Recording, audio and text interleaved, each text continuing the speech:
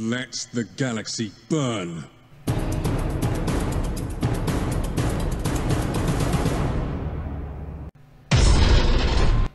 Hi guys, Skypoint here, and I'm here to show you my first video playing as the Legio Custodes.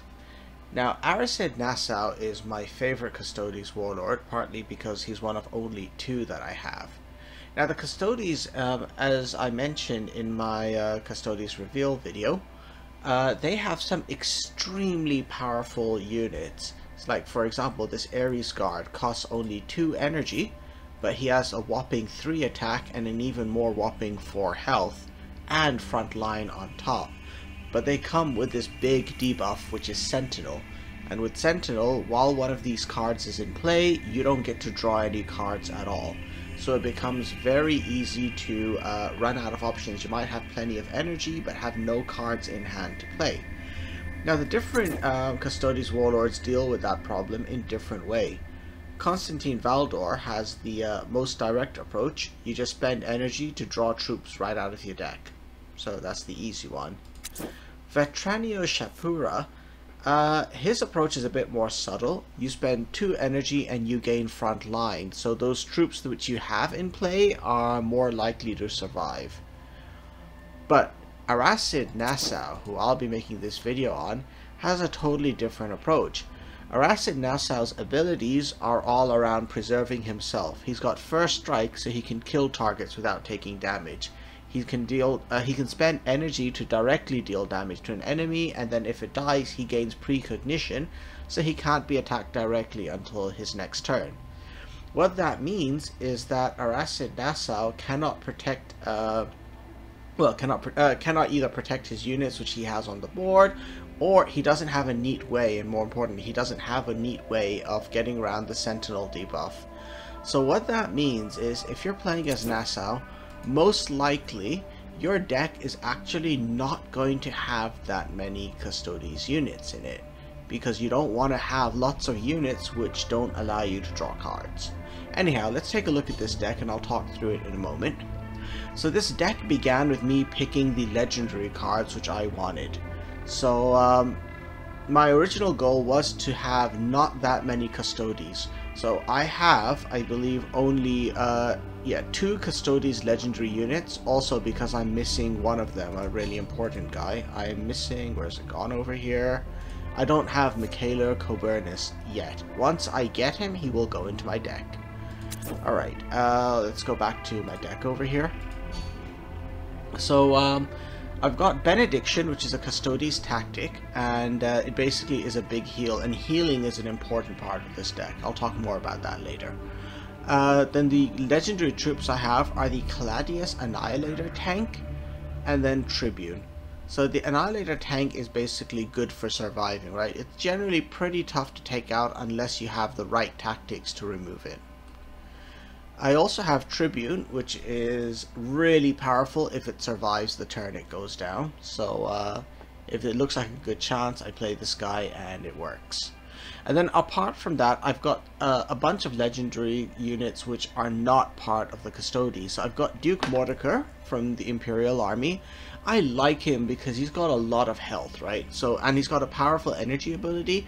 Most of the time, if you put him down, you bought yourself at least 1 or 2 turns, because the enemy will be trying to take Duke Mordecai down as a priority. I also have Jubak Starsight to help with card draw. And then I've got Ectra Trez also for healing, which I'll talk about in a moment. Alright, and then the final legendary card which I do have is the Paragon Spear. This is super important for Arascid Nassau because it lets him to maximize his first strike ability, where if he kills a target, it doesn't get to damage him back. So with Paragon Spear, you generate a lightning blow every turn, which is a 2 energy cost card, which disappears at the end of your turn, but if you play it, your warlord gets bloodthirsty and +2 attack. Yeah, +1 attack. Anyhow, so that really combos well with Nassau's first strike in particular. Alright, then the rest of the cards which I have. Preternatural skill, lots and lots of healings. In fact, if we look at it, I've been talking about healing so much. This deck has 26 points of healing hidden in it. So 8 points come from the 2 preternatural skills, and then on top of the extra health, they give precognition to protect your warlord from further attacks. Extra Tres is potentially 9 points of healing, so preternatural skill and extra Tres together amount to 17 points of healing. Alright, on top of that, we then have, where's it gone, going down here, yep, we've got 2 of the Mechanicum Chimu 25s. I like these guys because they give you a powerful body on the board as well as the healing ability.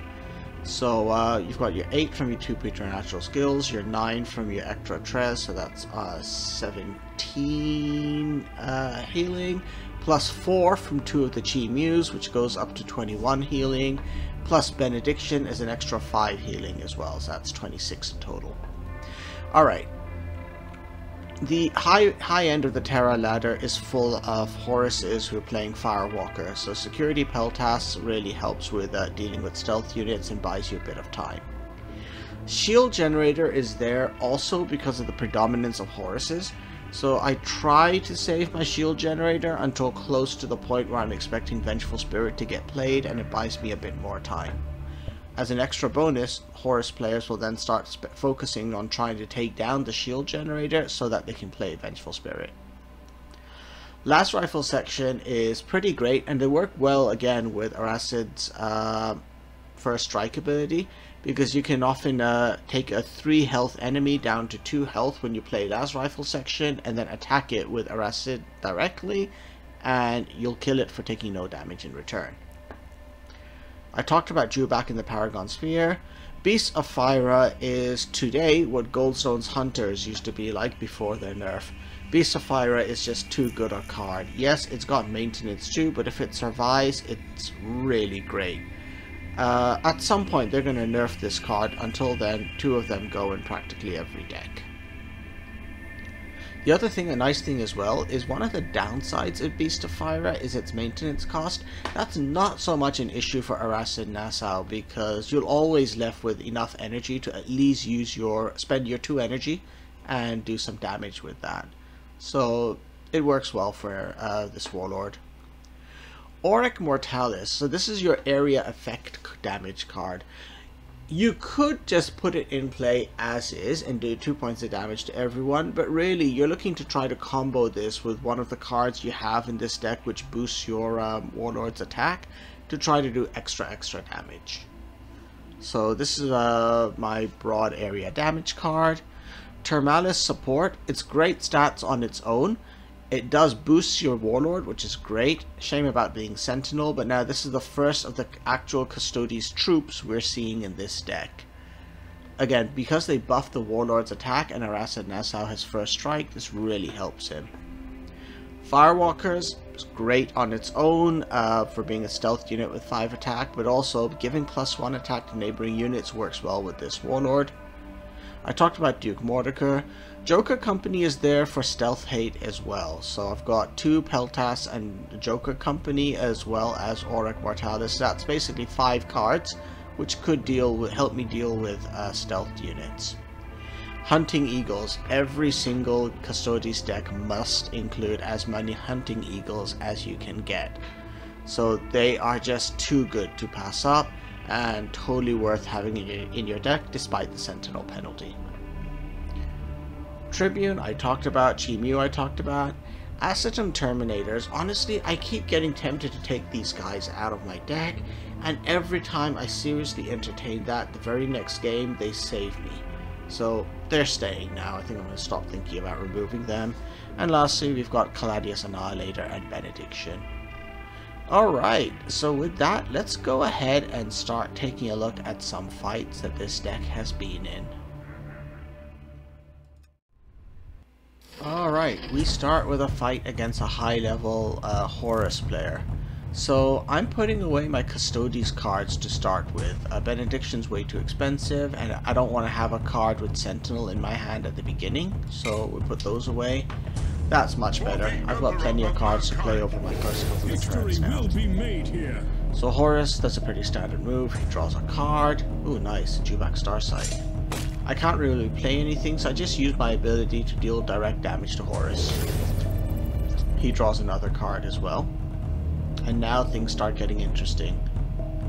Things feel a bit secure, so let's drop a dewback and see if we can borrow a decent card. Okay, quick fire will do. I like it. And here comes the mortar strike, and it goes and hits me. Great. At least the dewback will survive to draw another card now before it dies. 4 energy turn begins. Okay, I've got benediction. That's not too great.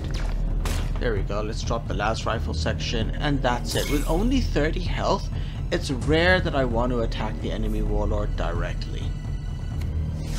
Ooh, look at that artillery strike. He's got a 14, well now a 11 health point lead over me. That's 1 point more than when the game started, so he's winning right now. There comes another las rifle section. And now I've got 2 energy left, so I can use my energy ability and damage Horus. He's got 7 points of health. Oh, look at that. It's a Firewalker. And he uses the bonus attack to do a board clear, but now he's only 5 points of health ahead of me, so this gap is closing up. Let's stun his little Firewalker over there. And then attack Horus. So that's a 3-point health gap. And let's just keep the pressure on by using that quick fire that dewback got for me, and there we go. Okay, he is bringing his goldstone to do a board clear. And a mortar strike. Ouch, that's gonna hurt. Yep, that hurt. Okay. Ooh, that's interesting. There we go. Let's give him the Beast of Fire. Hopefully his Firewalker will want to attack the Beast instead. Oh no, he's got an outflank coming. But because of my shields, his outflank actually costs way more energy than before. And as I said, Horus players absolutely hate shield generators, so he's really trying to take that thing down. 8 energy turn. Okay. So I can attack and gain precognition, and then let's get some healing going to try to pick my health up. No longer protected from Vengeful Spirit by that shield generator, so I just have to keep my health high. Ooh, that was lucky. His mortar hit my little vehicle there instead.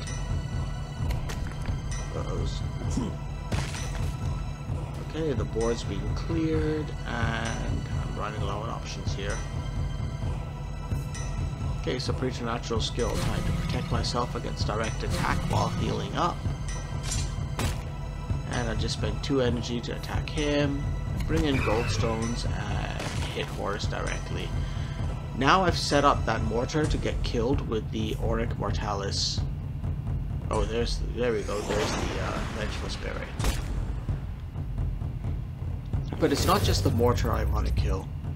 So watch now, as I drop my Firewalkers first to boost my Warlord's attack. Then I drop Auric Mortalis and clear the board.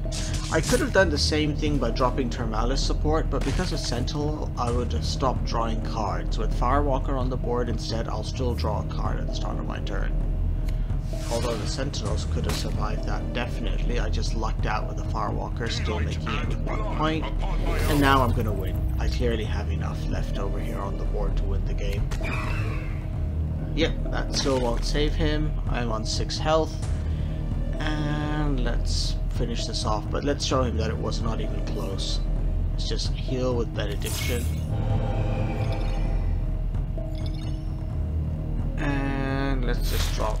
There we go, there's the attacks. Boom. Alright, so that was the first of the game. So that's beating a pretty high level Horus player who had pretty much all the normal Horus cards. So let's go ahead and go on to the next fight. This next one is great. It's against an Artelis Numion. So Iron Duke's another streamer. I will try and find his channel and link it in the description.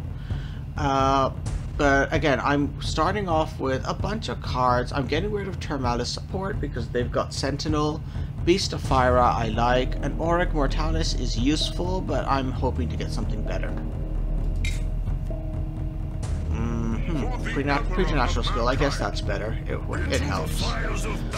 So Numion can be really tricky because of all the survivor he throws out, so I really have to keep the pressure going on him. He had nothing in his first turn, he wasn't willing to attack me directly. So I play Ectratres. And finally go in with the attack.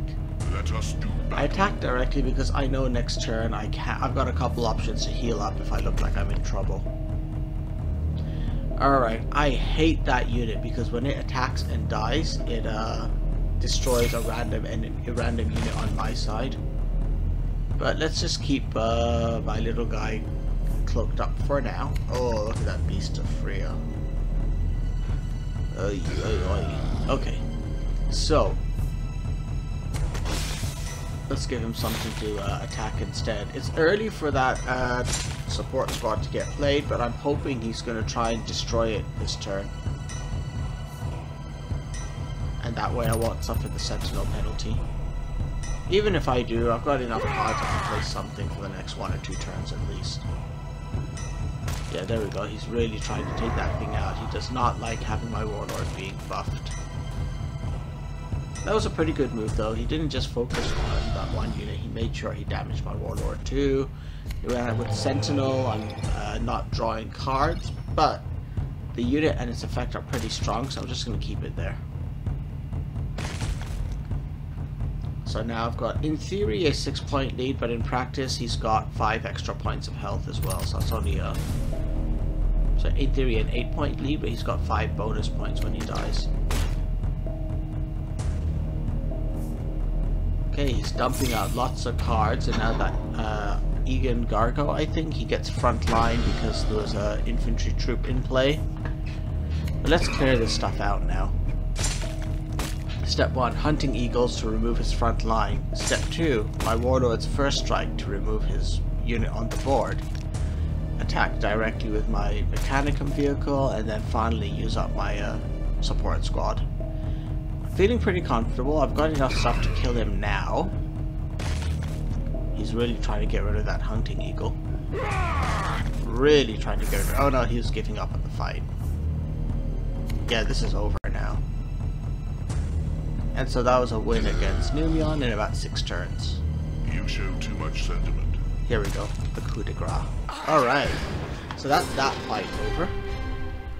And so let's go on and take a look at the next one as well.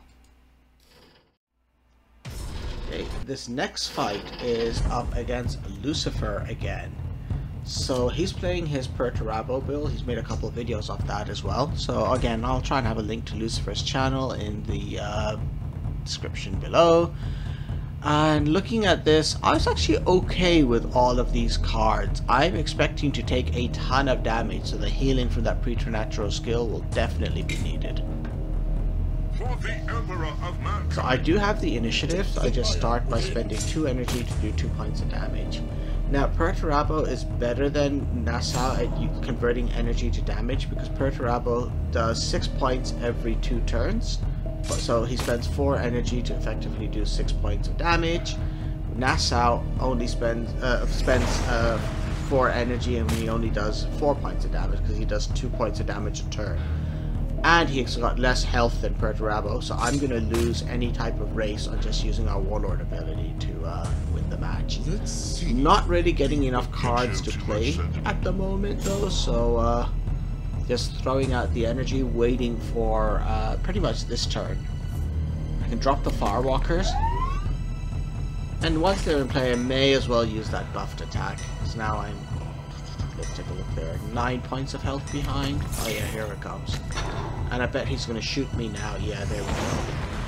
Ouch. Look at that. I am 15 points of health behind him. Alright, but the Firewalker is now a bit safe because his Perturabo is no longer in siege mode, and I can heal the Firewalker and heal my Warlord up.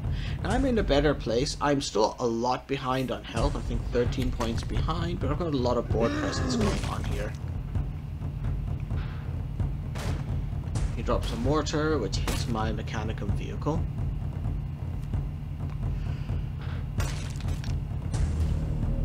which sort of dies trying to take out his mortar, but things are going decently. Again, I can sort of get a lot of protection here. He didn't get a chance to reload his Perturabo, and so I can start playing some of my more powerful units with Sentinel. He brought in some healing and some random damage. Let's see who that hits. Oh, of course, it hit the Firewalkers. That's sad. Now with Sentinel, I'm not drawing any more cards, but I can use Horus Mortalis to wipe his board and attack him directly.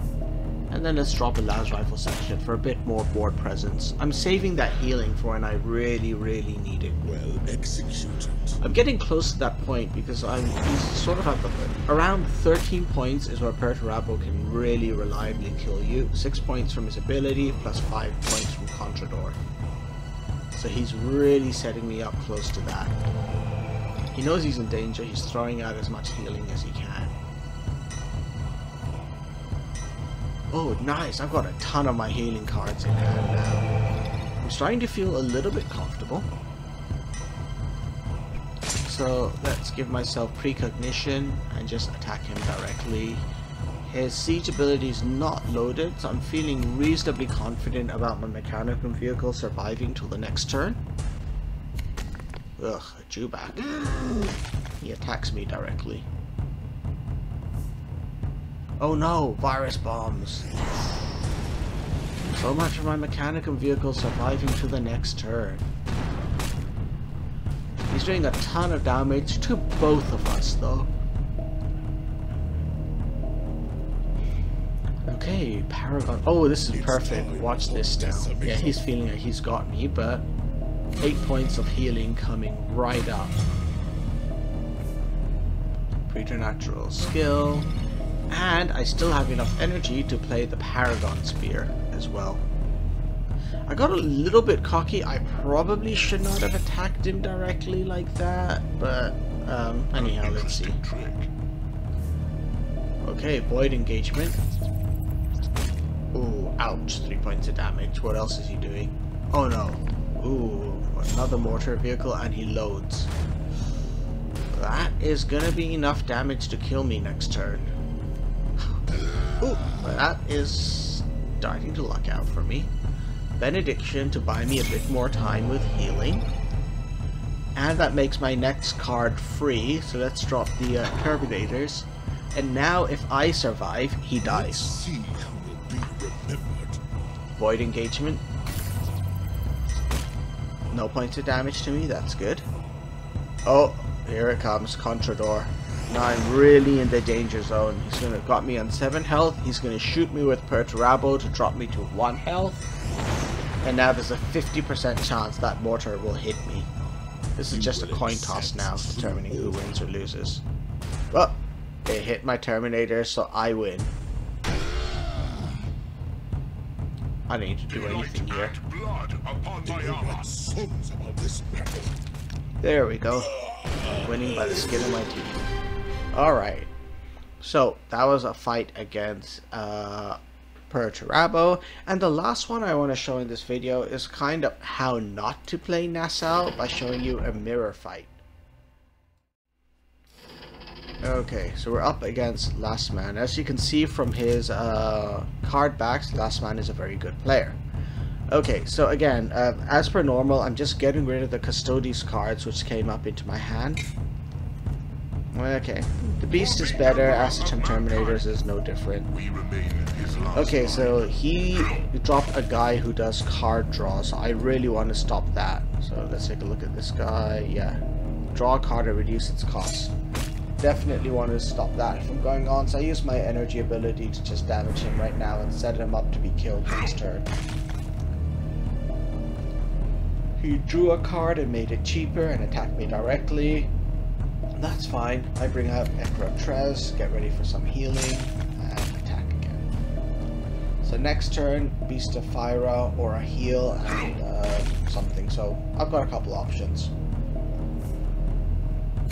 Ugh. Nope, I think it's got to be the Beast of Fyra.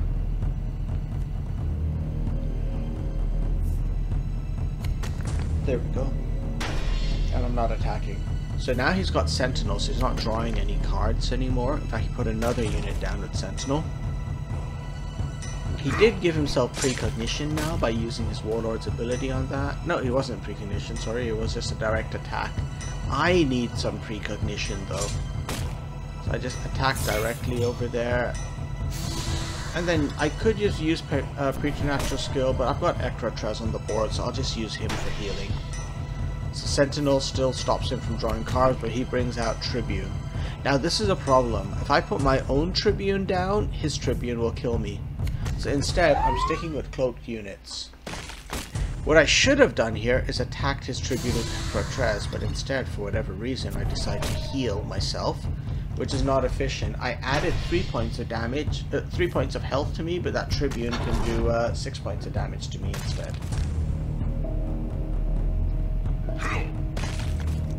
Look at that. Luckily for me, he decided not to attack with his Tribune. He's hoping to keep it alive, or he was trying to avoid me getting preternatural skill.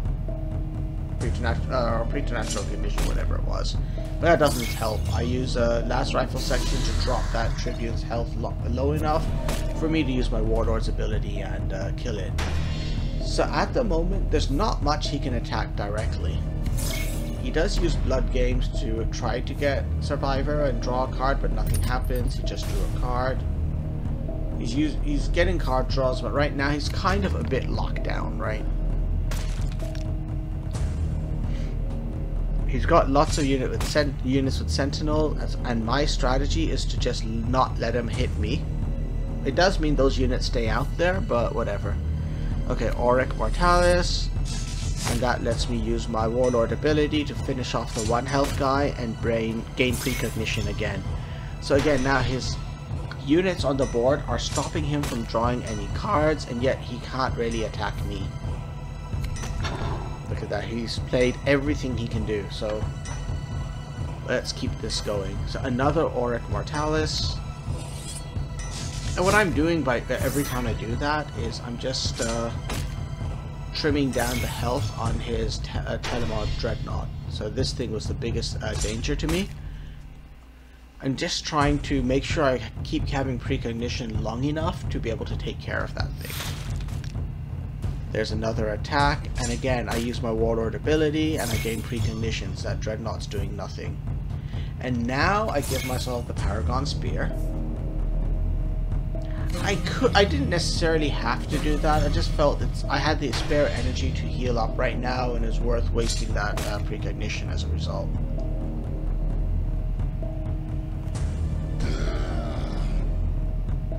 Okay, now I can bring in the Terminators to protect myself and use my warlord ability to keep trimming the health down on that Dreadnought.